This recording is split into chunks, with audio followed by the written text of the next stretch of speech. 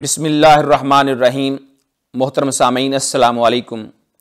ہزاروں سال نرگس اپنی بے نوری پہ روتی ہے، بڑی مشکل سے ہوتا ہے چمن میں دیدور پیدا۔ قومیں اپنے محسنین قائدین اور رہبروں کو ان کی خدمات اور کاوشوں کے صلے میں مختلف القابات سے نوازتی چلی آ رہی ہیں، اور لقب دراصل اصل نام کے علاوہ وہ نام ہوتا ہے جس میں کسی خوبی یا خامی کا پہلو نکلے۔ 19ویں صدی میں بر صغیر پاک و ہند کے افق پر ایک عظیم راہبر محمد علی جناح کا نام ابھرا کہ جنہوں نے مسلم قوم کو انگریزوں اور ہندوؤں سے رہائی دلوا کر ایک الگ وطن پاکستان بنا کر دیا۔ بانی پاکستان کی انہی قربانیوں اور کاوشوں کے پیش نظر قوم نے آپ کو قائداعظم کے لقب سے نوازا۔ آپ کو یہ لقب کب اور کس نے دیا؟ تحریک پاکستان کے ان تاریخی پہلوؤں کو اجاگر کرنے کے لیے اور نسل نو تک یہ روشنی پہنچانے کے لیے یہ پروگرام پیش کیا جا رہا ہے۔ قائداعظم محمد علی جناح کو اس لقب کے دیے جانے کے حوالے سے 3 تاریخی روایات دستیاب ہیں۔ پہلی روایت یہ اس بات میں ایک روحانی پہلو کی جھلک نظر آتی ہے کہ قائداعظم عظیم رہنما کا خطاب آپ کے نام محمد علی جناح کا صرف لاحقہ ہی نہیں بلکہ ہم معنی بن گیا۔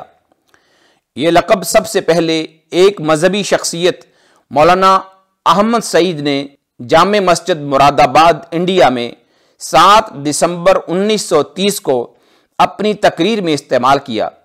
احمد سعید کے الفاظ یہ تھے کہ آج مسلمانوں میں سیاست کو سمجھنے والا ان یعنی محمد علی جناح سے بہتر کوئی شخص نہیں، لہٰذا مسلمانوں کے قائد اعظم کہلوانے کے وہ بجا طور پر مستحق ہیں۔ اس کے علاوہ دوسری روایت 1938 کے حوالے سے ہے۔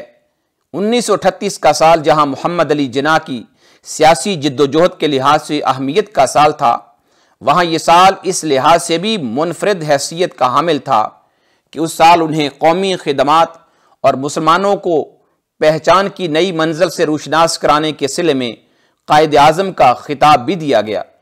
یہ خطاب سب سے پہلے دہلی کے اخبار الامان کے مدیر مولانا مظہر الدین نے اپنے اداریے میں استعمال کیا، جو بہت جلد زبان زد عام ہو گیا۔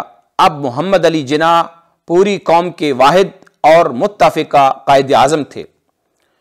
قائد اعظم کو یہ لقب دیے جانے کے حوالے سے تیسری روایت 11 اگست 1947 کے حوالے سے ہے کہ جب یہ لقب تحریک پاکستان کی کاوشوں کے درمیان عام ہو گیا تو 11 اگست 1947 کو نوابزادہ لیاقت علی خان نے پاکستان کی آئین ساز اسمبلی میں ایک قرارداد پیش کی کہ 15 اگست 1947 سے مجلس آئین ساز پاکستان کے صدر اور پاکستان کے نامزد گورنر جنرل محمد علی جناح کو تمام سرکاری قوانین، دستاویزات، مکاتیب اور مراسلت میں قائد اعظم محمد علی جناح کے نام سے مخاطب کیا جائے۔ جدید تاریخ میں ایسی کوئی مثال نہیں ملتی کہ کسی رہنما کو اس کے اصلی نام سے بھی زیادہ اس کے تعظیمی لقب سے شناخت حاصل ہوئی ہو۔ نگاہ بلند، سخن دل نواز، جام پرسوز، یہی ہے رخت سفر میرے کارواں کے لیے۔